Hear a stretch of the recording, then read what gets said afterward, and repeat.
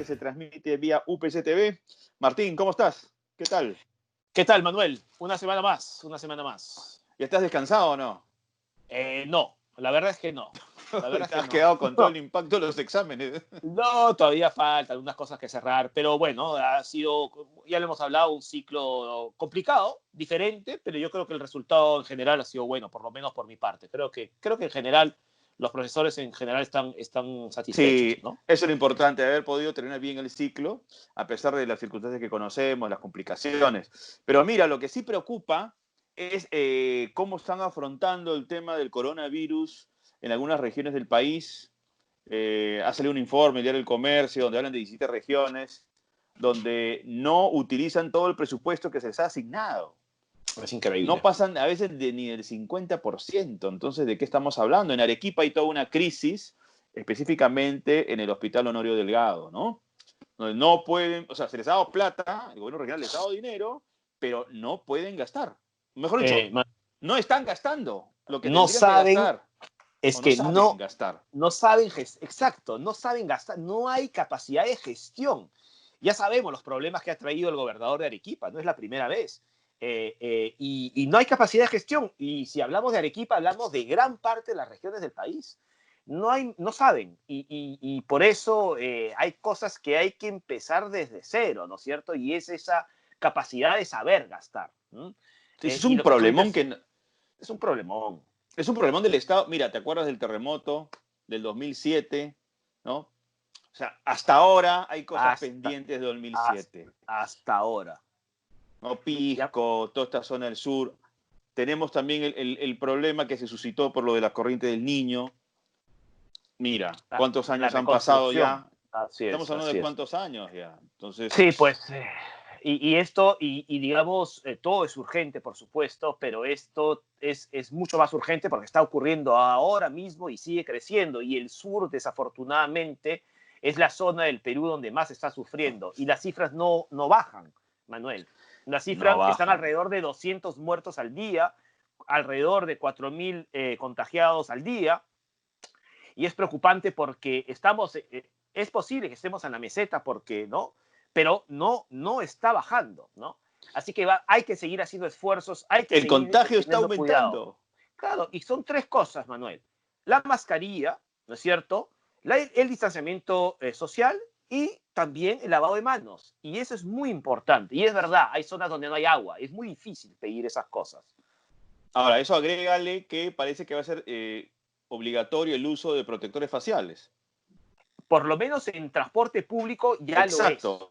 ¿no? Ya, Bueno, es decir, la mascarilla y el protector facial. exactamente, ¿no? Que algunos ya tienen, otros no, pero hay que ir adquiriendo. No es un producto muy caro, afortunadamente, ¿no es cierto? Hay de diferentes precios, Hay de pero hay todos que ir, precios, hay de ojo, todos ¿ah? los precios. Por- Pero me Porque te refiero, quiero contar Manuel, algo. porque, sí, Al, al principio de la pandemia aparecieron estos protectores faciales que se ofrecían por internet y si eran caritos. Ya claro, estábamos hablando de 90 soles, por ejemplo, cada caro, uno. caro, caro, Sin caro. embargo, ahora puedes encontrar de precios bastante cómodos como 10 Ujú. soles. Y son plástico, plástico duro. Entonces, eso les puede servir a las Sí, personas.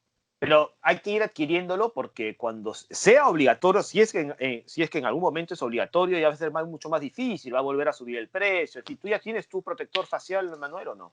Ya lo tengo, ya, efectivamente. Yo no.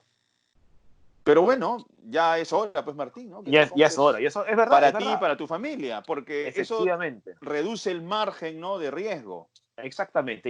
Oye, no es que uno se ahogue, se puede respirar No, no son perfectamente. tonterías, no te ahoga, no pasa nada. Y es protección. Pero en fin, es eso. Manuel, cuéntanos del programa de hoy. Bueno, el programa de hoy, bastante cultural, Martín. Empezamos con el docente y amigo nuestro, especialista en cine, César Pita. Con él vamos a hablar de las grandes bandas de las películas, las bandas sonoras, también de Sí, los soundtracks. Todo esto a propósito del fallecimiento de Ennio Morricone, ¿ya? sí, Que pues. hace poco ha fallecido y ahora vamos a conversar de él, pero también vamos a conversar de otros compositores que también han marcado mucho en la historia del cine y por qué es importante justamente que en las películas exista pues una calidad interesante y atractiva en cuanto a su banda sonora, y sus soundtracks. Así Así que es. eso para la primera parte. Así es. La Y luego, segunda, cuéntanos. estamos pues con Alonso Rabí. Él es presentador, conductor del programa Presencia Cultural, que tiene años en la televisión peruana, Canal 7. Perú, Alonso claro. es escritor también, es poeta, es periodista. Con él vamos a conversar sobre el boom latinoamericano. ¿Y por qué vamos a hablar del boom latinoamericano? Porque hace una semana se estrenó en Argentina, en el canal Encuentro, canal del Estado, se estrenó el documental Impriman la leyenda, que es Sí. una especie de docuficción sobre el boom latinoamericano. Vale la Que pena, sabemos, vale la pena. claro, vale la pena. Ahí está Vargas Llosa, Carlos Fuentes, Cortázar, Sí. García Y Márquez, García, ¿no? los García cuatro, ¿no? Márquez. Pero Los cuatro vamos a hablar, pilares. y vamos a hablar de otros más. Así que te propongo que vayamos directamente ya con la entrevista con César Pita y luego volvemos para comentarlo un poquito. Perfecto. Vamos. Bien, amigos de Contracara, UPC-TV, volvemos al programa y ahora tenemos a César Pita, profesor de la universidad, profesor del curso de Historia del Cine, un curso, por cierto, muy apreciado por los alumnos. César, bienvenido a Contracara. Hola Martín, gracias nuevamente por la invitación. César, la semana pasada hemos estado hablando, Manuel y yo, sobre el fallecimiento de Ennio Morricone y hemos hablado mucho acerca de este extraordinario compositor, de lo importante que fue para muchas de las películas que nos han también seguido durante los años.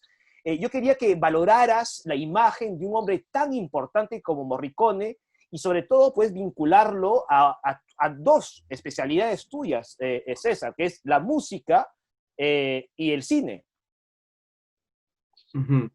Bueno, mira, Morricone es un caso bien particular, porque ahí donde la gran mayoría de directores e inclusive de espectadores ven en la música un componente secundario de la obra, Morricone elevó la banda sonora en realidad a un primer plano. Tan es así que inclusive el director del Bueno, el Malo y el Feo, que es una de las películas más apreciadas tanto por los fanáticos de Morricone como por los fanáticos del Spaghetti Western, pidió a Morricone primero hacer la película antes de que él entrara a la sala de edición e inclusive filmar algunas secuencias, porque lo que él quería era adaptar el propio ritmo de la película a la banda sonora que había compuesto Morricone. Eso ya de por sí te da algunos indicios de la importancia que tiene en la historia del cine uno de los mejores compositores. No es el único, por supuesto, hay otros compositores también igual de importantes que él, pero eso ya te da ciertos indicios acerca de qué tan importante es el elemento sonoro, en particular en las películas en las que participó directamente él, ¿no? Y eso sin hablar de que Metallica, cuando inicia sus conciertos, los inicia también, curiosamente, con una Claro. melodía de Morricone, ¿no? Éxtasis. No, es un tributo. César, ¿cómo estás? Te saluda Manuel Erauz. Hola, hola Manuel. Sí, no Que no me necesitas decir saludaste, tu pues, nombre. que no me Discúlpame, saludaste al es que principio. como me presentó Martín y tú sabes, Pero en somos esos dos, pues, somos elementos dos pues presentados. de la virtualidad. Bueno. Está bien, hola. Oye, mira, También te quiero César. igual. No, yo también te quiero, mi hermano. Oh, Pero por Dios. fíjate, como Morricone ocurre algo también muy interesante. O sea, eres un europeo, es un italiano. Y el ingreso a Hollywood, que se da a través de este género spaghetti western, de estas películas que dirigió Sergio Leone, no, el éxito no significó que él se viera seducido, por ejemplo, a vivir en Los Ángeles, ¿no? O sea, eso también habla también de una personalidad de mantener cierto tipo de distancias y discreción con todo lo que significa ser el bullicio de la farándula. Y prefirió quedarse ahí en Italia. Mira, lo que pasa es que los compositores no sé en qué medida forman parte de la farándula, ¿no? Y forman parte de ese elemento particularmente glamoroso que rodea más bien a los actores y las actrices antes que a cualquier otro elemento constitutivo de la obra cinematográfica. O a ver, mencióname algún editor en particular que forme parte de estas fiestas glamorosas de Hollywood. No, generalmente son los actores, actrices, directores y productores. En todo caso, el elemento importante de incorporación de lo italiano dentro de Hollywood fue en realidad Dino De Laurentiis, en su figura de productor, ¿no? Claro. Que efectivamente permitió que algunas estrellas del universo italiano vayan a Hollywood. Acuérdate que la aparición de Clint Eastwood en las películas de Leone se debe sobre todo a que Eastwood no encontraba espacio en ese Hollywood tan encasillado en estereotipos, en géneros y en código Hays que imperaba hasta los años 60. Y por eso es que muchos actores, no solo Eastwood, John Saxon también es un claro ejemplo, hicieron carrera en realidad primero en Europa. Y luego es que van después a los Estados Unidos, ¿no? Que es una Ahora, cosa bien curiosa. recuerda que Clint Eastwood trabajaba en una serie, lo que podríamos llamar una cobollada, en Estados Unidos, y cuando ya está por finalizar, sí, en televisión, y ya cuando está por finalizar su contrato, él ve esta posibilidad de ir a grabar a Italia. Sin duda, porque acuérdate que en Estados Unidos trabajar en la televisión en los años 50 era condenarte a no trabajar en Hollywood nunca, pues. Si la televisión era el enemigo público número uno del cine en los años 50. Recién en los 70, cuando cambia, después de toda la crisis cinematográfica, es que desde los 60 en realidad los estudios que pasan a nuevas manos empiezan a incorporar el elemento televisivo y es lo que va a dar lugar al nacimiento del nuevo Hollywood, ¿no? Ahora es interesante lo que dice Manuel hablando de, digamos, la permanencia de Morricone en Europa, y eso además le permite seguir muy de cerca y estar muy relacionado con grandes películas bueno, italianas, ¿no? Como, por ejemplo, una película que tuvo seguramente entre las bandas sonoras más famosas de Morricone, que es Cinema Paradiso, ¿no? Claro, claro, es correcto, ¿no? En realidad Morricone, si bien es cierto, no ha tenido una trayectoria, vamos a llamarla así, permanente, ha tenido esos destellos que lo hacen y lo convierten en un nombre recurrente. Acuérdate que sus últimos trabajos fue con Tarantino. Sí, claro, claro. O sea, Tarantino fue de una u otra manera el nuevo revitalizador de la obra de Morricone, porque Cinema Paradiso estamos hablando de una película de los años 90. Y Tarantino de él y de varios, ¿no? y de mucho. Claro, claro. Pero Tarantino, tan deudor de la estética Leone, pues tenía que hacer un spaghetti western y la única manera de recrear efectivamente todo ese entorno era recurriendo a Morricone, pues. Claro, el gran artífice de la banda sonora del spaghetti western, ¿no? Y hay algo bastante particular con Morricone en relación a Clint Eastwood. Y me refiero al Clint Eastwood no como actor, sino como director. En varias ocasiones Eastwood lo ha tratado de convencer para que pueda trabajar con él. Y Morricone se resistió. Y en las últimas entrevistas que concedió este compositor italiano, manifestó que, bueno, que quizás era como una especie de, de pronto, malentendida lealtad hacia Sergio Leone, ¿no? Y que por eso quizás él no aceptó en colaborar en un proyecto con Clint Eastwood, aunque Clint Eastwood lo quiere y lo respeta, ¿no? Claro, con Eastwood pasa una cosa bien curiosa y es que él no niega sus influencias. De hecho, él le tiene mucho cariño a Don Siegel, por ejemplo. Y no solo actuó en varias películas con Don Siegel, sino que además siempre le pidió ayuda a él para hacer determinado tipo de películas. Entonces es uno de esos directores que se ha fogueado como actor y que lógicamente no niega sus propias influencias y las trata de incorporar. En función de eso es que efectivamente debe haber recurrido a Morricone en más de una oportunidad. Claro. Pero Morricone, pues, como buen italiano, seguramente prefería quedarse en casa antes que viajar a otro lado, ¿no? César, tenemos derecho, Manuel, tú y yo, y por supuesto todo lo que nos está oyendo, de tener una película favorita, me refiero a la banda sonora, una banda sonora favorita de Morricone, porque hay un montón, ¿no? Y luego alguno me dirá, no, pero Morricone está bien, pero medio, ¿no?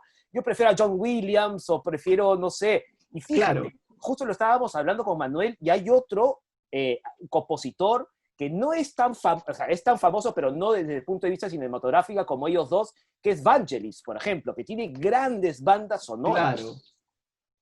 Claro. Carros de Fuego, 1492, Carros de Fuego, efectivamente, exacto. pero Blade sobre Runner, todo y Blade Runner. Esa es la mejor banda sonora de Vangelis, es esa. O sea, no hay mejor banda sonora que esa. Pero no es el único, mira.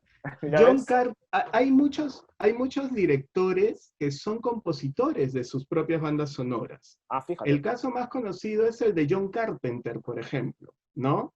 el director de cine de terror que también es autor de sus propias composiciones. Y es más, Carpenter salió de gira hace poco, como Hans Zimmer salió de gira también, el compositor de Christopher Nolan, ¿no? Ajá, Una de su claro. cabecera. El otro director que también es compositor es Alejandro Amenábar. Ah, el español, Este, claro.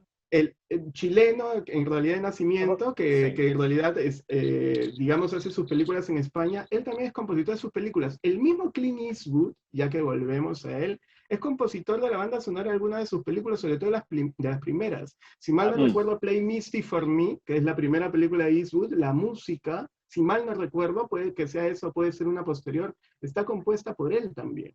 Porque claro, son, digamos, cineastas que también le entran al elemento musical y, digamos, plantean también sus propias composiciones en función del marco de sus películas, ¿no? Como hay también directores que tienen compositores de cabecera, ¿no? Y se establecen asociaciones. Leone con Morricone es un ejemplo, Morricone. pero Hitchcock con Bernard Herrmann, ¿no? Christopher Williams con Nolan con Spielberg, ¿no? Hans Zimmer. John Williams con Spielberg, exactamente. A mí la asociación que me parece más fascinante es la de Peter Greenaway con Michael Nyman, que han Ay, colaborado en un montón de películas y es me, fascinante lo que logran hacer. me mató Manuel ahí, ¿eh? Me mató. Ah, no, no lo conoces. Ah, Nyman No, es no, minimalista, voy pues, a ¿no? buscarlo, voy a tener que buscarlo, me has matado ahí, ¿eh? Es extraordinario, es extraordinario. Una de las mejores duplas. Manuel mencionaba esta unión entre John Williams y Spielberg, Y por ejemplo, Spielberg. ¿no? Y una gran banda sonora es la del Imperio del Sol, que es una peli que yo no sé por qué no tuvo mucho más éxito, porque a mí es una película que me gusta mucho, Es y una además, linda película. fotográficamente es muy hermosa, ¿no? Qué Y la lindo. música además me gusta mucho, pero no tuvo, creo que no tuvo el éxito que esperaba Spielberg, seguramente acostumbrado pues por superproducciones y grandes éxitos, ¿no? Sí, lo que pasa es que pues la gente todavía en ese momento esperaba al Spielberg más fantástico, ¿no? Claro, Y puede poco a ser. poco recién empezaba a involucrarse en, digamos, estos dramas históricos, ¿no? El color púrpura creo que era antes y claro, la gente estaba más acostumbrada a un Spielberg más ligado con la fantasía, pero ahora que mencionas a John Williams, quizás el gran compositor, el más entrañable de nuestra niñez, es John Williams porque no Claro, solo es responsable de Tiburón y de Encuentros cercanos del tercer tipo y de E.T., que son los grandes clásicos de Ujú, Spielberg, sino también de Superman, que es claro. una película de Richard Donner, y también de La Guerra de ujú. las Galaxias, que es una Claro, película de George Lucas, ¿no? claro, Entonces, mira, la banda sonora de nuestra infancia, en realidad, desde las películas, es está verdad. más desarrollada por John Ujú. Williams que por otro tipo de componentes, Sí. creo yo, Y, ¿no? y John Williams era un tipo bastante particular, porque cuando le preguntaron acerca de ir al cine, porque él decía que básicamente no escuchaba música para poder trabajar. Número uno, porque si la música que escuchaba era más mala que la de él, peor, no había ningún tipo de Claro. aporte. Y si era una música que lo superaba, menos todavía porque se inhibía. Entonces, sencillamente no escuchaba música. Y en cuanto al cine, no es una persona que vaya al cine. No. Y él dice que no lo dice con orgullo, pero que esa es la situación, que usualmente no va al cine, lo ve en su casa y que así trabaja, ¿no? Es una de las cosas raras, pues, ¿no? Sui generis que ocurren en estos personajes también. Pero es raro, no es como un escritor que no lea, ¿no? Pero Él es mira que compositor, en es verdad, muchas ¿no? artes, claro, pero en muchas artes además los autores niegan sus propias creaciones y no les gusta volver a ellas, ¿no? Es Ujú. conocido que Woody Allen públicamente ha dicho que a él le gustaría que todas sus películas se quemen públicamente para que nadie más pueda verlas, ¿no? El mismo Henry Mancini, por ejemplo, tampoco era muy dado a sentir un gusto particular por las obras que hacía para las películas, ¿no? Entonces, hay como una suerte de vergüenza en los creadores respecto a su propio acto de creación que los obliga de una manera u otra a no referirse a ellas, y más bien a Mm. negarlas, minimizarlas, ¿no? Pasa con un montón, ¿ah? No solamente en estos aspectos de acá. César, has mencionado un nombre clave para mí en este momento, Henry Mancini. Sí, Él es el autor, ¿no?, de la música de Moon River, Sí, tema que que es se, la canción de...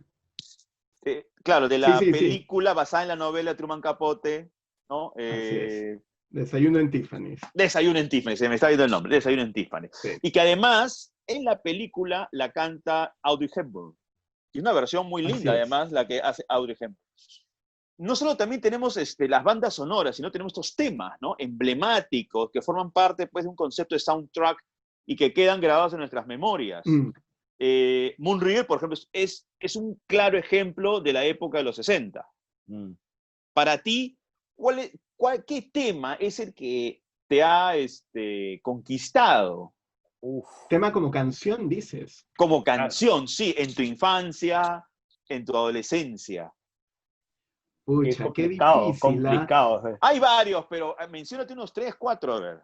Lo que pasa es que tienes razón en algo. Una cosa es, digamos, la banda sonora incidental, que está compuesta por estas melodías de acompañamiento que no tienen lírica, ¿no?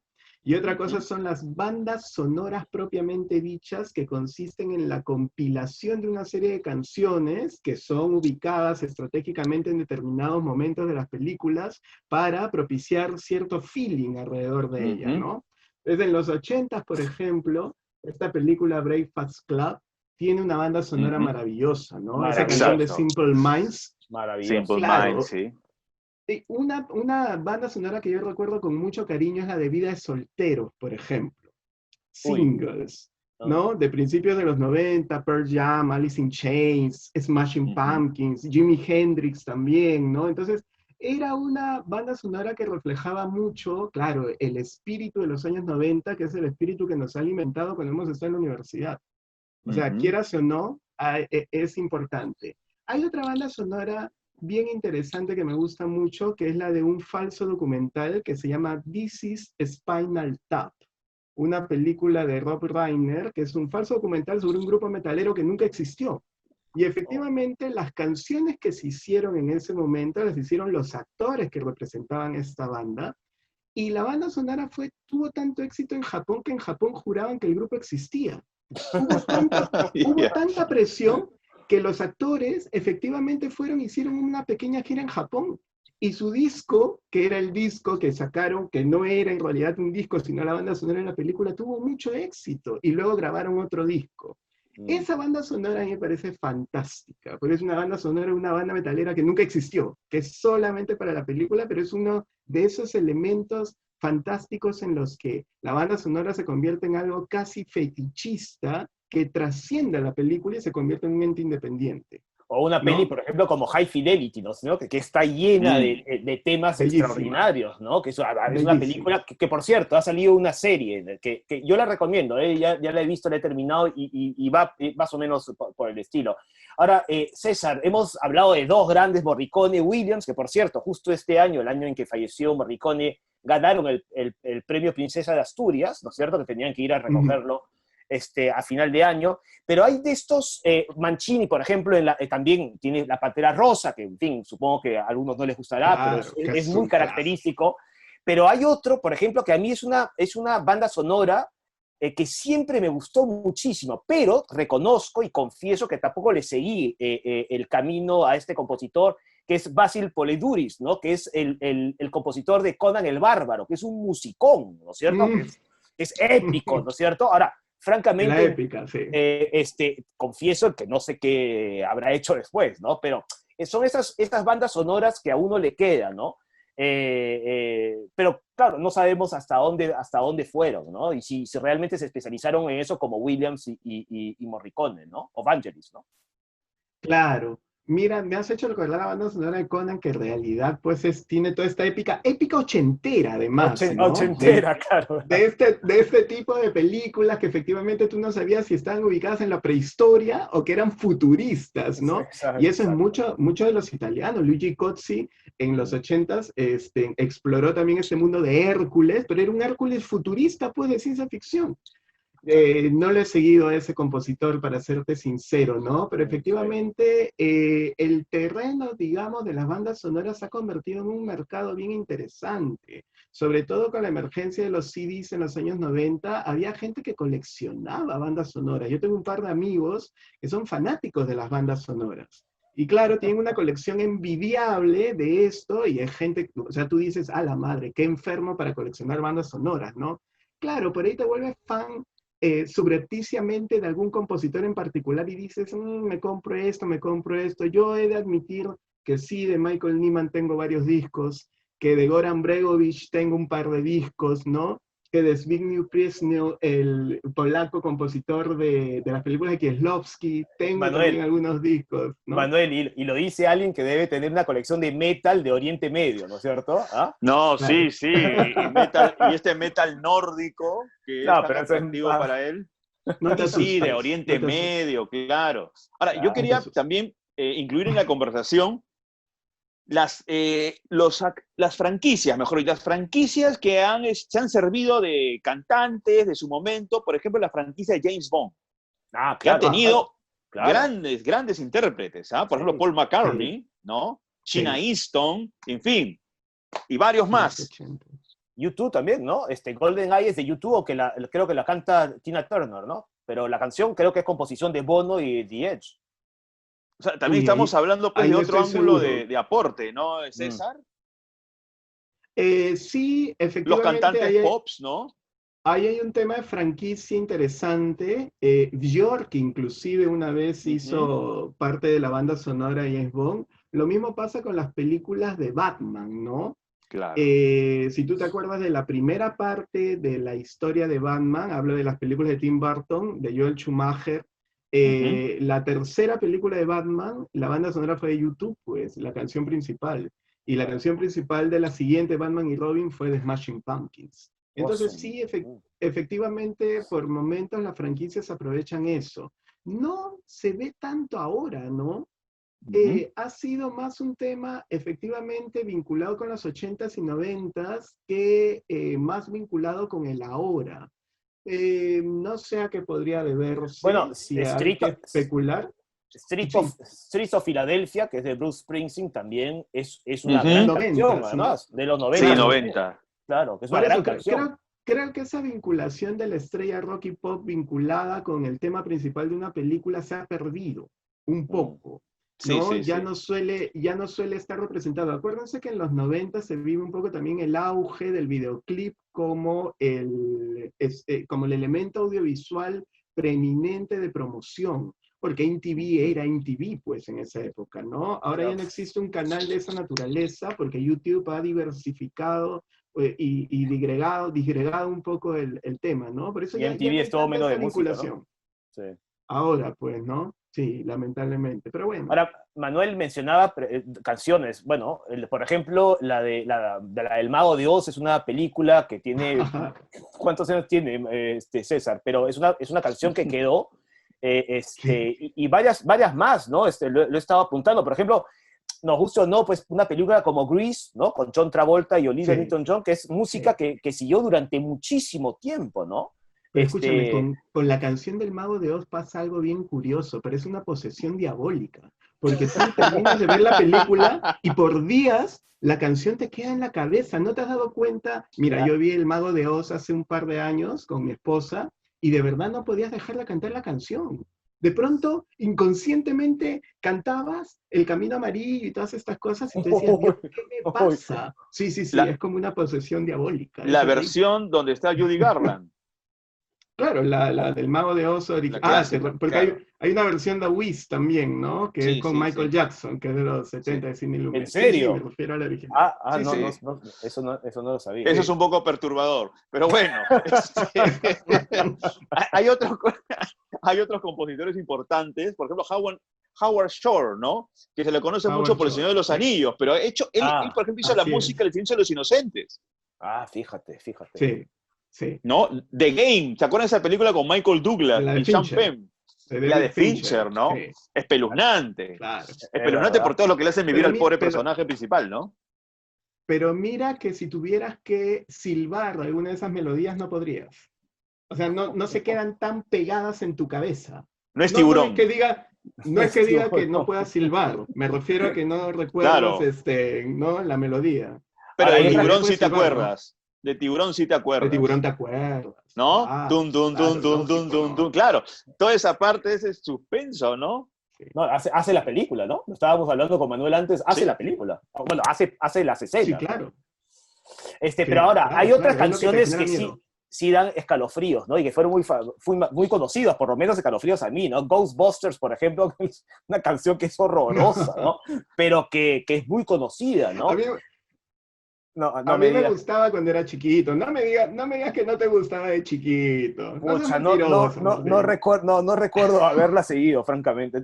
No sé, Bueno, pues la de ¿Qué? Dirty Dancing también era Dirty buena. Dancing también. también. Flashdance, Bueno, Era buena. Huey Lewis and the News con The Power of Love en también es verdad, Volver al Futuro. es Bueno, verdad, es verdad. Pero, y todas las canciones de ellos están en la película, ¿tá? Sí. pero Sí, escúchame, pero ves que son ochentas, Sí, son noventas. ochentas. Sí, sí. Claro, Ahora, en este nuevo siglo no hay tanta esa asociación. César, y se lo pregunto a Manuel también, sería injusto, es verdad, grandes compositores, Morricone, Williams, pero sería injusto dejar fuera de esta conversación la música de Disney, Mm, porque hay, bueno, no el sé, gran el Rey artífice, León, ¿no? El Rey León. que también creo que es de Howard Shore, o No, no, estoy mal. No recuerdo de quién es el Rey León, pero mira, uno de los grandes compositores de la onda Disney, sobre todo la que tiene que ver con Pixar, es Randy Newman, Ujú. ¿no? Que no es que componga la parte instrumental, habla de las canciones. Y no sé si se han dado cuenta, pero en las ceremonias del Oscar, por lo menos Randy Newman aparece cada 2 años. Es una cosa alucinante, debe ser el tipo que más veces ha estado nominado por canción original en el Oscar. Y fíjate. todavía sigue en actividad y está muy vinculado al universo Disney, ¿no? Y efectivamente, la música de Disney, de las películas clásicas sobre todo, son un constructo muy particular. Hay un guitarrista que está loco, texano, Ron Jarzombek, que es uno de mis favoritos. Él tiene Hay un proyecto varios que se llama locos. Spastic. Sí, hay varios locos. Él tiene un proyecto que se llama Spastic Inc. Y en el primer disco de Spastic Inc., ¿saben qué es lo que hace? Con guitarra, bajo y batería reproduce 9 minutos de Bambi. Pero no solamente hablo de la parte musical, hablo de los timbres de voz de los personajes y lo hace solo con los instrumentos. Tú escuchas eso y tú dices, la madre, la gente de Disney está en otro level, porque efectivamente la capacidad de combinación de los timbres, ya no solo de la banda sonora, sino también de las voces de los personajes, construye un todo alucinante. Mira, ponte a pensar en los cortos de la Warner Brothers que veíamos de chiquitos. Son solamente ejercicios instrumentales, los cortos del Coyote y el Correcaminos, no hay una sola voz. Y todo se conduce a través de la música. Es maravilloso. César, lo que es maravilloso también es que podemos estar mucho más horas aquí conversando de cine, de música, pero te vamos a tener que pedir un poquito de paciencia para invitarte en otra ocasión, porque el Sí, tiempo se sí. nos ha agotado, Y pero no ha nos Ya te sido un matan. aburriste. placer. Sí, Está ha sido un No, bien. no, Mis placer estar alumnos contigo se aburren acá. después de media hora. nos matan, los matan. Literalmente ahora Gracias, sí nos chicos. matan, pero no. Muy Ok. buena la conversación contigo, la verdad, hablar sobre John Williams, Ennio Morricone, Howard Shore, en fin, los grandes compositores del cine, porque es importante también que nuestros estudiantes sepan, se conecten con ese tipo de ámbitos y personajes tan importantes. Un fuerte abrazo, César, de parte de mí, acá y Gracias, también de chicos. Martín. Muchas gracias, César. Que les Eres un- vaya bien. Gracias a eh, ustedes por eh, invitarme. Bien, Manuel, hemos escuchado entonces a César Pita, una entrevista larga, pero yo creo que muy entretenida, y hemos hablado de dos cosas fascinantes, ¿no? Que es el cine y hemos hablado de la música también del cine, ¿no? Las bandas sonoras. Sí, ¿no? Que es tan importante. Además, habíamos hablado que nuestra infancia, nuestra adolescencia, ¿no? Las distintas etapas de nuestras vidas estaban acompañadas de música. Y Así sobre todo es. de música que viene de grandes películas. Star Mm, Wars, ¿no? O sea, ¿quién no se acuerda de esa banda sonora? así Es es. imposible que no la puedas recordar en algún momento del día. A veces estás caminando por la calle, ves un afiche y es ese tipo de recuerdos, ¿no? Que son tan bonitos. Y hemos hablado de dos, ¿no? De Morricone y hemos hablado de John Williams. Imagínate, si hicimos una lista de sus Sí. películas, yo te mencionaba la vez pasada que una de las películas o de las canciones que más he silbado en mi vida probablemente es la música de La Misión, de Morricone, que es una melodía pues muy atractiva, muy bonita, pero es una de las cosas que más he silbado. Pero si hiciéramos una lista no terminaríamos nunca, ¿no? Solamente ellos dos, No, ¿eh? la misión es bella, pero la que yo más recuerdo de Williams, aparte de la Guerra de las Galaxias, porque esa la tengo en primer lugar, sobre Claro. todo esa intro, que es explosiva, es Tiburón. Claro. Tiburón Claro. la tengo en la cabeza, ahí registrada. ¿Qué sería Además de con Tiburón estas sin esa imágenes música? de las piernas, ¿no? Claro, Porque es la música exacto. y la cámara enfocando las piernas de las personas debajo del agua, que ya eso Terrible. te va indicando que el tiburón va acechando, ¿no? Nunca más habrás nadado tranquilo en el No, mar después de haber no. visto esta Después película. de esa película, Sí. siempre he tenido ese temor. Manuel, ahora vamos a ver la entrevista que hemos hecho, también muy interesante, a Alonso Rabí, y vamos a hablar de algo de lo que se ha hablado mucho, que es el boom latinoamericano, pero que siempre se puede hablar más, que es algo que nos gusta mucho a los que nos gusta leer, los que nos gusta la literatura en general. Sí, y sobre todo ahora que el canal Encuentro Argentina, canal estatal, ha Así estrenado es. hace unas semanas el documental Impriman la leyenda, donde ellos abordan con distintos ángulos cómo se originó el boom y cuál fue su impacto en la literatura, no solamente latinoamericana, sino mundial. Así Y es. cuáles eran las inquinas, las peleas, las reconciliaciones. Así es. En fin, ahí tenemos bastantes temas para poder analizar con Alonso Rabí. Así que vamos a ver la entrevista de una vez. Vamos. Vamos. Bueno, amigos, ahora estamos con nuestro amigo Alonso Rabí. Él es conductor de Presencia Cultural, es periodista, poeta, también es músico, algunos no lo saben, pero claro, también tiene esta beta artística. Pero con él hoy día vamos a hablar de una docuficción que acaba de estrenar hace unas semanas el canal Encuentro de Argentina. Es un material que tiene que ver con el boom latinoamericano, el boom literario que se generó entre los años 60 y 70, donde Mario Vargas Llosa fue uno de los pilares. Así que con Alonso vamos a conversar sobre este documental y a partir de ahí analizar un poco la importancia de esta expresión literaria que además fue definida con este nombre tan explosivo. ¡Boom! ¿Cómo estás, Alonso? Un abrazo. Muy bien, Manuel, Martín, muchísimas gracias por la invitación, ante todo. No siempre puede tener uno la ocasión de tratar un tema como el boom de esta manera, tan abierta, tan amigable, así que pues me siento absolutamente cómodo. Y claro, luego de haber visto este documental, que es además un ejemplo de producción cultural televisiva, Es verdad. creo que en realidad no tengo mucho que reprocharle al abordaje que hace el documental, porque el boom es todavía un tema abierto, ¿no? No hay nada concluyente sobre el boom. El boom tiene muchas versiones, hay demasiados puntos de vista. Hace poco nomás estaba leyendo un libro de un ensayista mexicano que se llama La Polis Literaria, Rafael Rojas, donde él maneja una teoría sobre el boom, ¿no? Y es una teoría que relaciona a los autores del boom con dos bloques políticos, ¿no es cierto?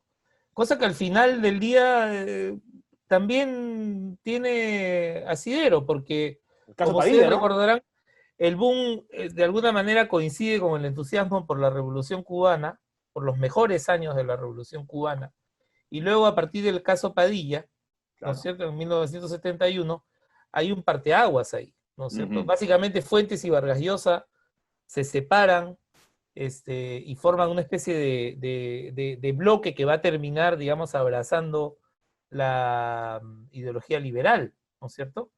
Y del otro lado quedan García Márquez y Julio Cortázar, ¿no? Claramente identificados con Cuba, casi hasta el final.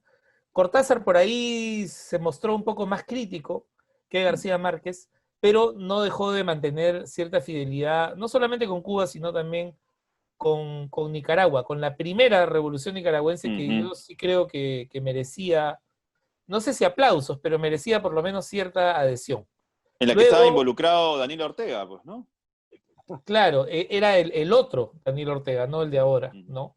Y estaba Sergio Ramírez, y estaba Cardenal, y estaba Yoconda Belli, y había una buena cantidad del sector, un sector importante de intelectuales nicaragüenses estaban comprometidos con esos primeros años de revolución sandinista. Luego, ahora, sí, sabemos lo que pasó, ¿no? Es otro sí, ahora, solamente quería mencionarte, perdona, Manuel, porque sí. estaba hablando, hemos empezado por el final del boom latinoamericano, cómo es que se rompió. Sí, No, pero sí, es queríamos saber interesante. cómo se inició. No, pero es interesante porque, claro, cuando se rompió, efectivamente ocurrió el caso Padilla, que en realidad fue algo de inicios de los 70, ¿no? Si no me equivoco, es 71, 72. 71, exacto. Y el famoso puñetazo de la calle Oaxaca 31 en el cine entre Vargas Llosa a García Márquez ocurre muchos años después, ¿no es cierto? En el 76, ¿no? 76. Y entiendo que no por problemas políticos. Exactamente. Además. Entonces, el final sea en el caso Padilla o sea por un problema personal, ¿no? Porque le hizo eso es porque por lo que le hiciste a Patricia, me parece, o por lo menos algunas fuentes mencionan eso. Pese a eso, el boom, o por lo menos los representantes del boom, siguen teniendo una producción literaria extraordinaria, ¿no?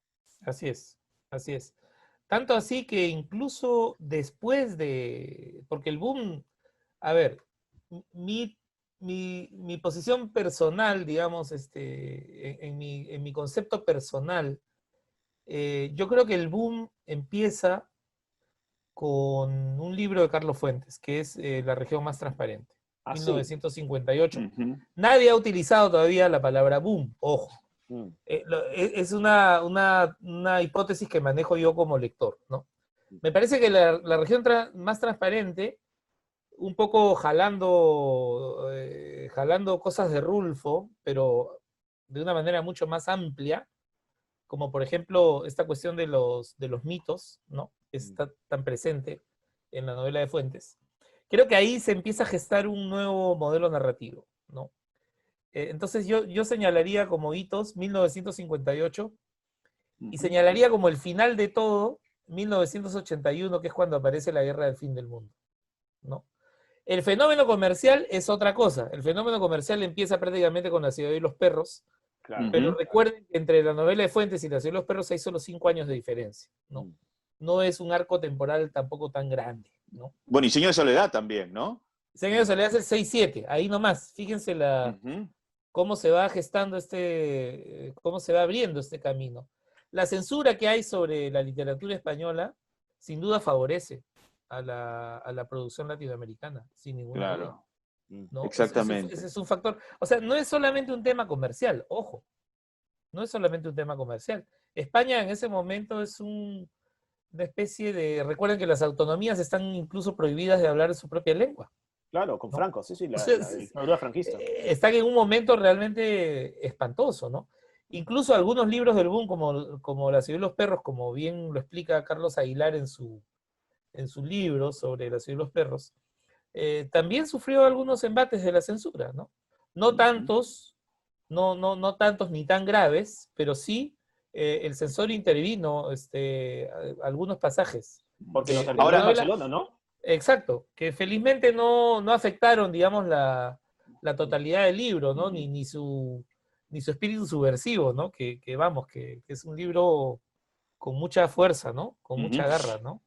Alonso, en el documental muestran que los 4 pilares del boom fueron, claro, Vargas Llosa, Carlos Fuentes, Cortázar y García Márquez. Pero hay muchos más escritores que se vieron beneficiados por el boom. Entre ellos fue Borges. Borges no había pertenecido, digamos, a este núcleo de explosión literaria, llámalo comercial, y de una especie de favorecimiento político, ¿ya? Político me refiero por las condiciones que, por ejemplo, habían en España, ¿no? Pero Borges, como repetir, se vio beneficiado. Y a partir del boom, mucha gente se interesó más en su literatura. Con esto no quiero decir que él no era conocido, él ya era conocido, pero esto ayudó, digamos, a transponer más las fronteras. Claro, evidentemente un catálogo editorial con solo 4 autores que producían un libro cada 2 años, evidentemente no iba a poder sostener toda esta máquina, ¿no? Entonces yo creo que hubo un beneficio, ¿no? Esta explosión tuvo un beneficio, como bien dices, porque permitió iluminar la obra de escritores, no solo como Borges, está Onetti también en esa lista. Está el propio Rulfo, ¿no? Claro. Que con solo 2 libros, él solo marca un hito, ¿no? Marca un hito narrativo importantísimo. Pedro Páramo y El Llano en Llamas, los cuentos del Llano en Llamas, exactamente. Pero tienes a un Borges, tienes un Onetti, tienes a una vanguardia poderosísima, ¿no? Bueno, está Donoso también, el chileno, en el grupo. Donoso, que es más o menos contemporáneo con los autores del boom y que de alguna manera, digamos, estaría en una segunda fila del boom. No me gusta usar ese término. Donoso está en el cogollo, forma parte de este grupo. Quizá no tuvo la resonancia que otros tuvieron. Lo mismo podríamos decir de Jorge Edwards, ¿no? Claro.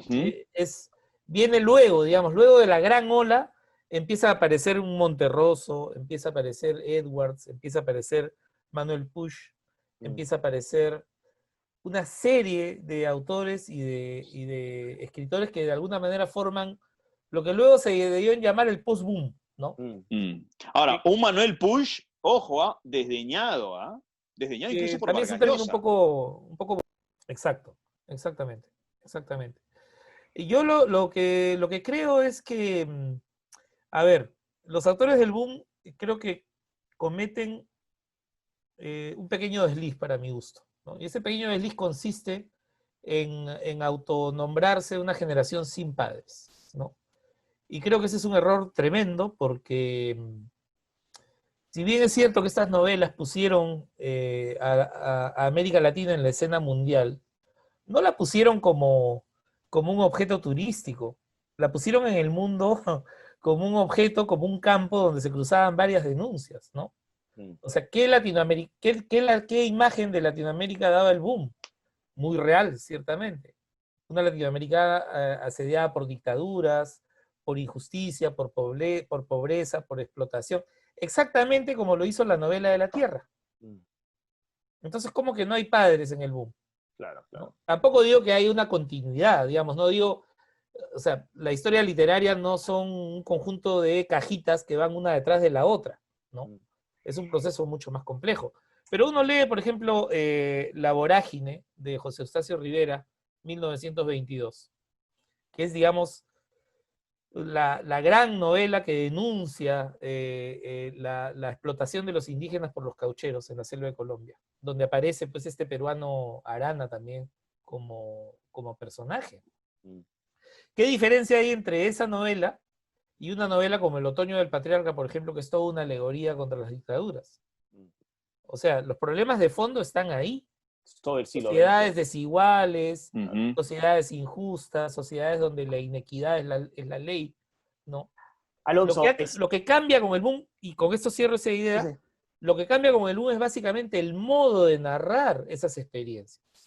El boom es ante todo, más allá del fenómeno editorial, más allá de las grandes ventas, el boom es sobre todo una inyección de aceite nuevo en la máquina de narrar. Nuevas técnicas, nuevas perspectivas, la incorporación de técnicas cinematográficas, ¿no es cierto? El arte narrativo con el boom gana complejidad. Es un momento de gran innovación narrativa, ¿no? Alonso, has mencionado un montón de nombres. Manuel ha dado los cuatro, digamos, los cuatro que son los pilares o el pilar del boom latinoamericano. Sin embargo, hemos mencionado solamente hombres.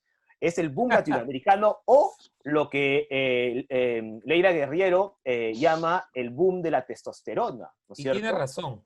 Tiene razón. Entonces, mi pregunta, y lo he discutido con Manuel mucho antes de esta entrevista, y quería preguntarte, ¿era una realidad o realmente había un factor? Porque además, y con esto cierro la pregunta, uno de los factores más importantes para que el boom latinoamericano fuera el boom latinoamericano era una mujer, que fue Carmen Balcells, al final de cuentas. Pero ahora quiero referirme sobre todo a las narradoras que existían en Latinoamérica en aquella época.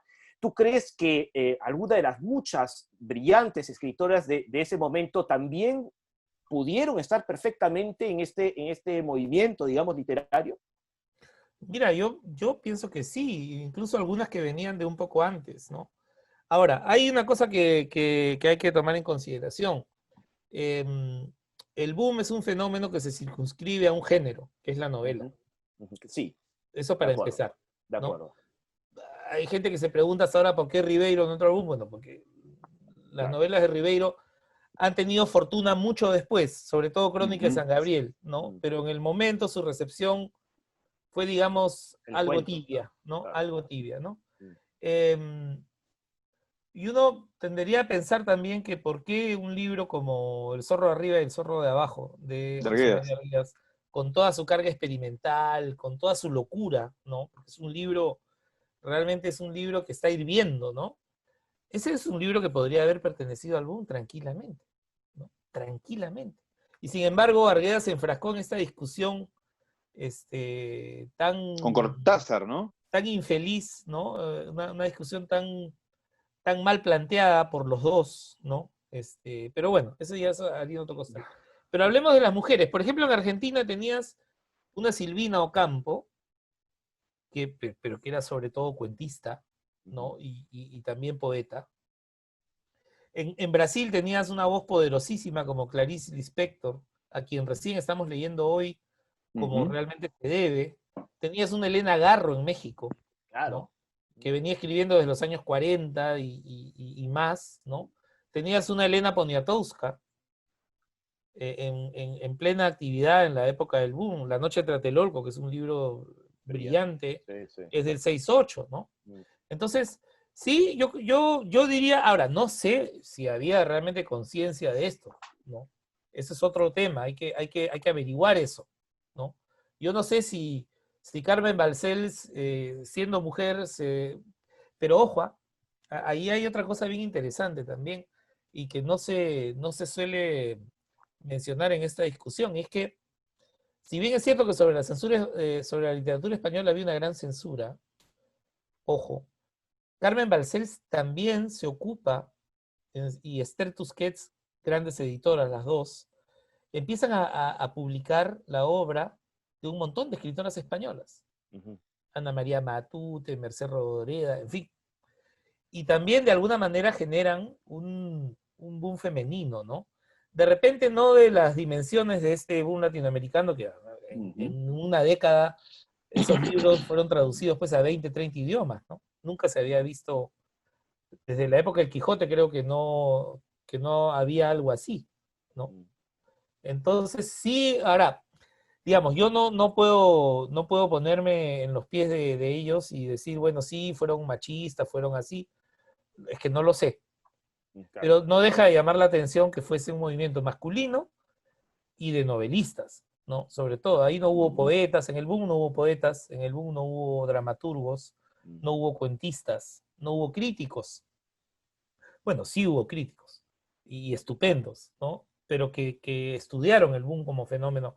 Está Ángel Rama, por ejemplo, con sus estudios sobre novela latinoamericana, está González Echevarría, está el propio Ortega, ¿no? Que por esos años, en los 70, publica por lo menos un par de libros fundamentales, ¿no? Claro. Entonces, está también Cornejo Polar, en el Perú también, ¿no? Oviedo, en fin, hay toda una... Es que no es, el boom en realidad viene a ser como la cara visible de un movimiento cultural en realidad mucho más poderoso, ¿no? Que tiene que ver con el cine, por ejemplo. Claro. ¿No? Directores como Gutiérrez Alea, por ejemplo, dan en esos años lo mejor de sí.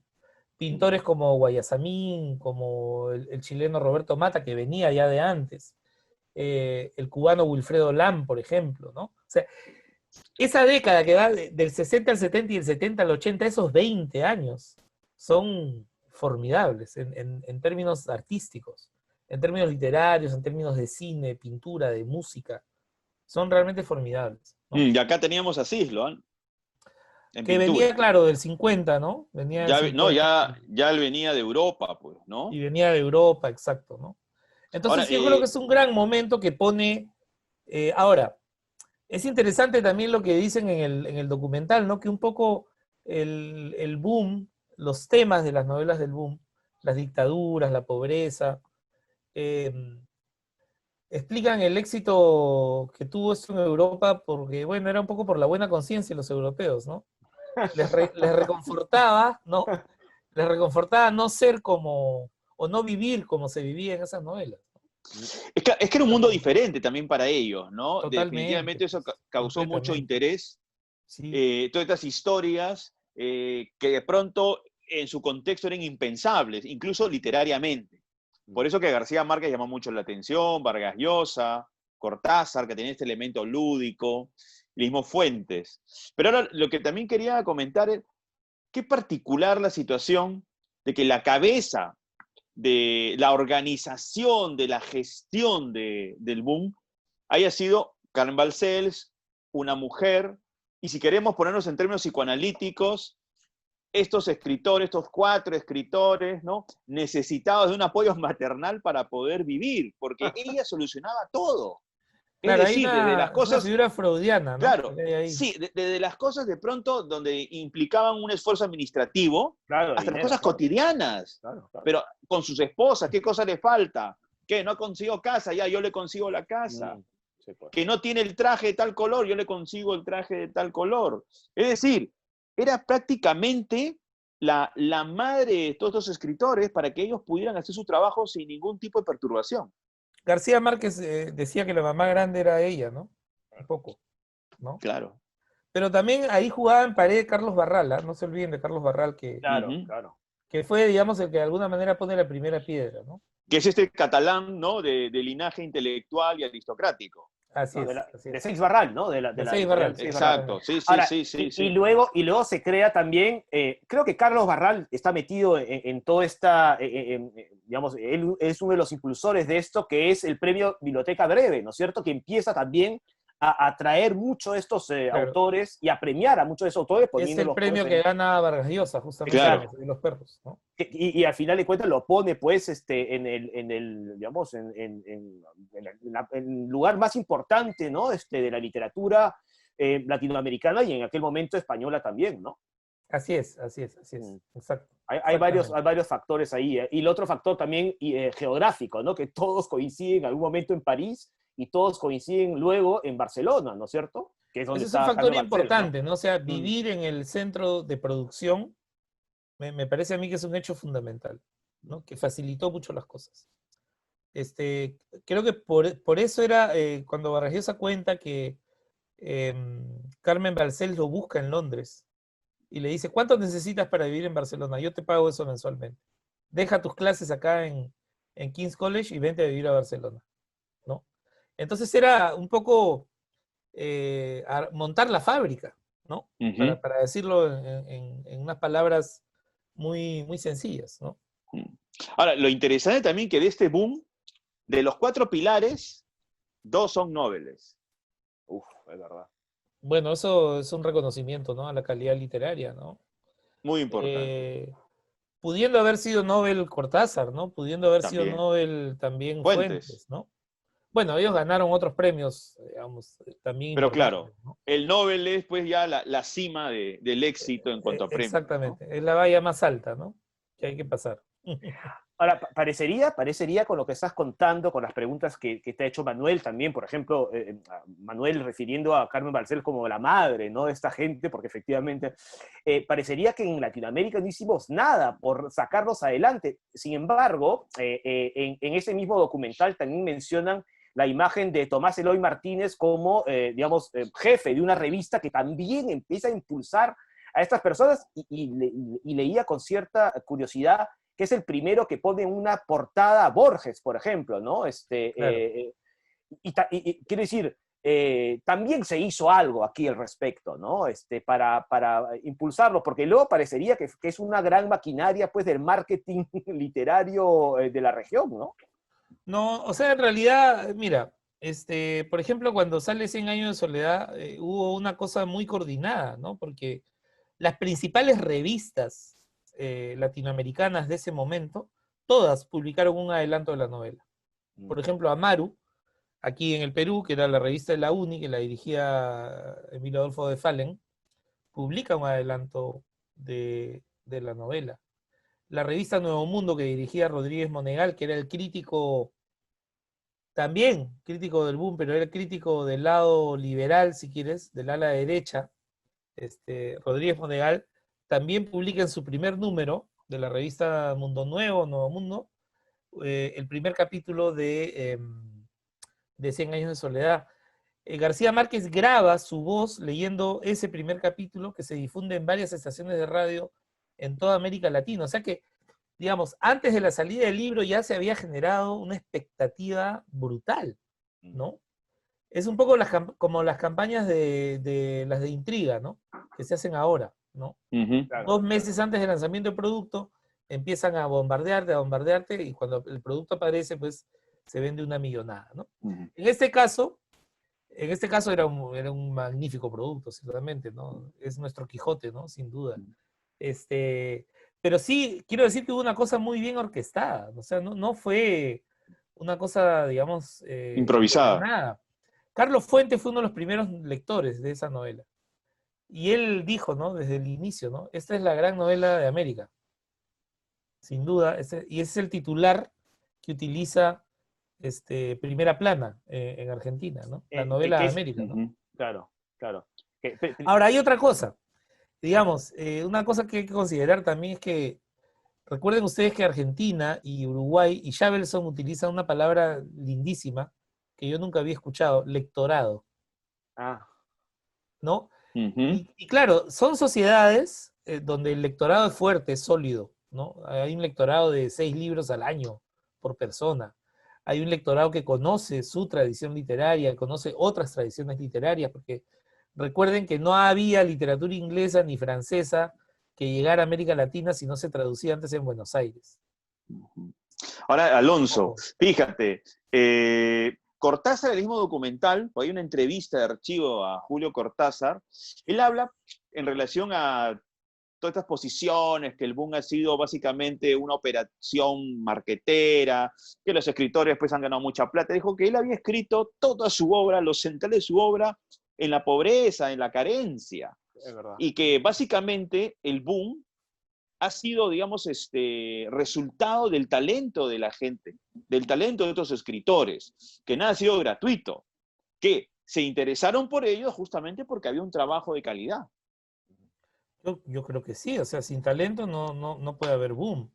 Si no, ¿cuántos boom habrían?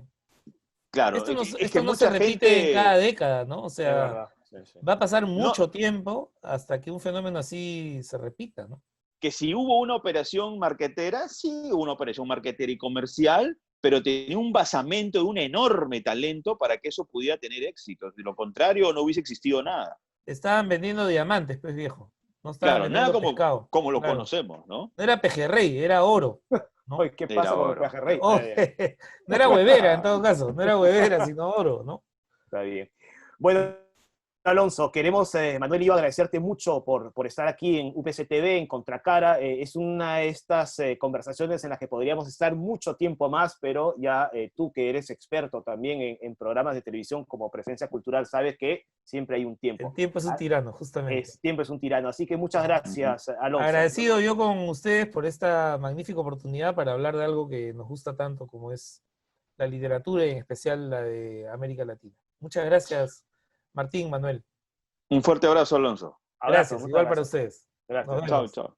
El boom latinoamericano, Manuel, tanto de qué hablar, ¿no? Como tú antes, las peleas, las reconciliaciones, estos 4 grandes novelistas, pero también una serie de nombres más, ¿no? De aquella época. Sí, nombres que de pronto no estaban, a ver, para que no suene mal, dentro de esa primera fila que se vio beneficiada, sino que se beneficiaron después, que de pronto no eran tan visibles en su momento, pero que a la postre se convirtieron en escritores muy importantes, ¿no? Me estoy refiriendo, por ejemplo, como Netti, como lo hablamos con Alonso, el mismo Manuel Puig, en fin, otros escritores también que estuvieron definitivamente beneficiados por este boom de escritores, boom literario.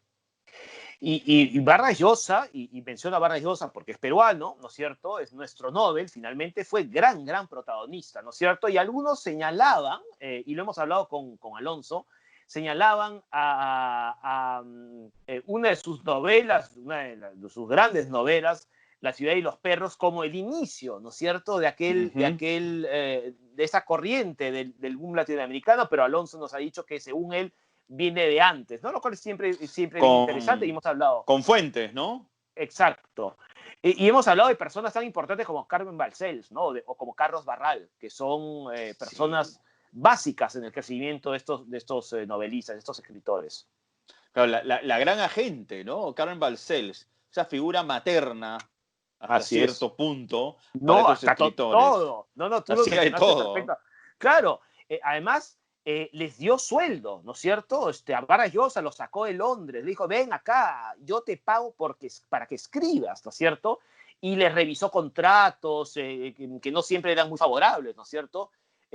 Sin duda una persona muy importante y fue la gente de Vargas Llosa toda su vida, ¿no es cierto? Estuvo Sí, siempre. fue la gente de Mario. No, mira, fue agente y gran amiga de ellos. Y Eso gran es amiga. importante también señalarlo, ¿no? Es verdad, gran amiga.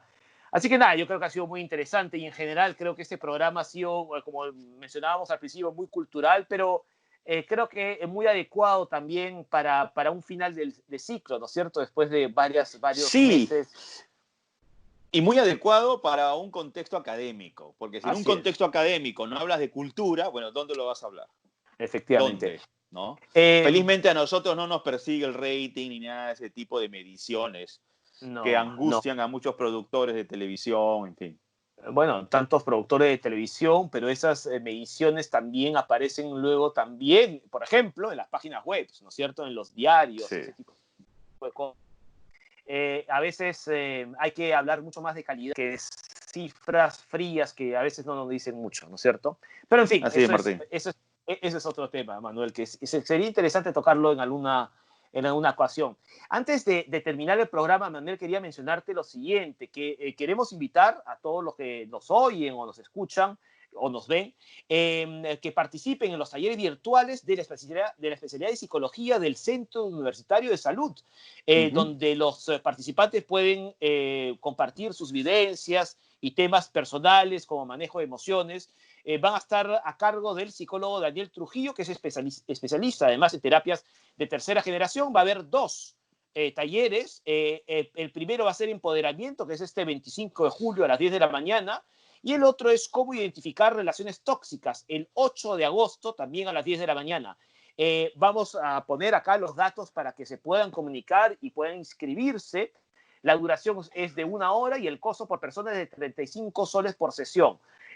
Así que pueden, a los que están interesados, pueden ya escribir a esta dirección electrónica que estamos poniendo aquí abajo y también a un WhatsApp cuyo número también estamos poniendo aquí abajo. Martín, Manuel. antes de terminar, lo que quiero decir es lo Sí. siguiente. Yo quisiera llevar el de manejo de emociones, sobre todo porque cuando voy por el Pentagonito, yo vivo acá en San Borja, o por San Borja, o en San Borja, caramba, estoy hablando mal ya al final del programa, veo gente que sale a correr sin mascarilla. Bueno, es que no. ¿Ok? Sale a correr sin mascarilla, es una absoluta irresponsabilidad. Y allí es donde uno está a punto de perder la paciencia y decir, caramba, ya pues, sea responsable con su vida y con la de los demás. Es que afecta a los demás, pues.